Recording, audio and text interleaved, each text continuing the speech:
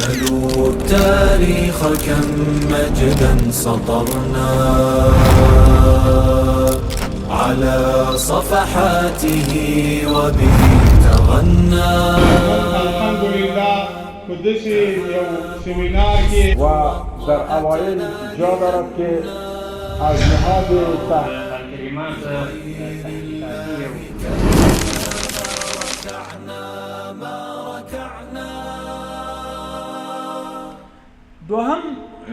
دوهم اساسی خبره په دغه دوره کې دا وه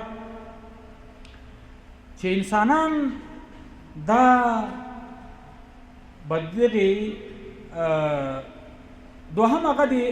ملوکیت خبره ټول واک د کلیسا سره کلیسانو به بیا پاچاهان ټاکل پاچاهانو به بیا ځای خپل داسې مسؤلین ټاکل لکه ملوک الطوایفي غوندې چې اقطاعي نظام دته هغه ځمکه برخه ورکه ته به ماته د دې نه دومره حاصل راکوې نو ته پوهېږي پاچاهي دې پوهېږي هغه ته هغه ځمکه ورکه هغه به نو په انسانانو چې هلته کوم ظلم کاوه هغه بیا د هغه خپل کاوه نه یې چا پوښتنه کوله نه ښه نه بد. درېیمه خبره دا وه چې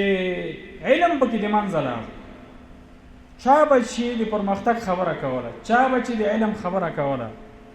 د هغه ځای به یا دار و یا به اور و یا به سره سیخان و یا به میخونه نو بناء جهالت په داسې یو حد کې ورسېد چې د چا به سر خوږېده نو بیا به دغه د کلیسا پاپانو ویلي چې د ده سر ته شیطان ننوتی دی دا چې د ده په سر کې دا میخ ټک نه وهي دا شیطان نه وځي سر کې به یې ورته میخ ټک واهه او بس شیطان به هم ترې ووتو غالبا هغه روح ته به یې شیطان ویلې نو ځکه روح به ترې نه ووتو او سړی به لاړو په خپله مخ. دغه موضوعات خو ډېر عام دي خو که تاسې یو ځانګړی کتاب په دې اړه لولئ نو شمس العرب تسطع على الغرب یو کتاب دی دا غالبا د انګریزي یا د فرانسوي نه ترجمه شوی دی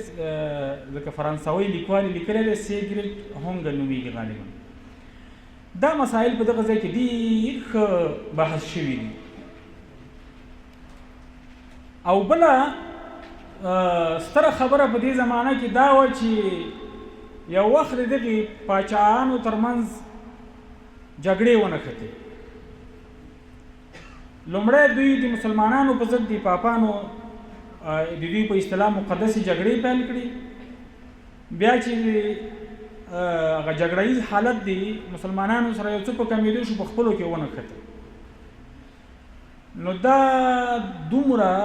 انسانان دوی په خپلو کې وژلي دي دومره انسانان چې سړی حیران پاتې شي چې په دومره کلونو کې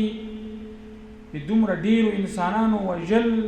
او دا چې دومره پرمختګ هم نه و چې مثلا لکه دا اوسنی چې یو کلیک وکړي او د بمونو مور په یو ځای کې خطا کړي او زرګونو کسان د منځه یوسي سړی حیران شي چې دې خلکو څه رقم مرګ کوه او دا کیسې د دوی په تاریخونو کې لیکلي دي هر څوک یې په ازادانه ډول لیکلی شي. ښه دا د منځنۍ پېړۍ حالت د دې حالت نه د وتو لاره په کار وه چې څنګه ووځو. فلاسفه سره خپلو کې کېناسته یو د شعور د پیدا کولو کوشش یې وکړو د دې هغه دا نوم به استادانو اورېدلی لومړی ابتدا یې د مارتن لوثر په نامه باندې یو سړی کوي هغه اصلاحات راولي د رنسانس دوره پکې راځي په مخ ځي خو خبره بیا چې کله د اوسني مادي مدنیت ته رارسېږي نو خبره د څو افکارو نه شروع کېږي. د دې افکارو مور نن سبا یا زاله دا دیموکراسي ده چې د قبل المیلاد نه د دې د جمهوریت په نامه د افلاطون د المدینة الفاضله یوه اصطلاح ده. دغه اصطلاح په خپل تاریخي سیر باندې په تکاملي شکل راروانه ده اوس دیموکراسي ده او په دغه شکل چې موږ او تاسې دنیا کې ګورو دغه ډول ته دا یو ډېر بهترین بستر شو د دوی لپاره.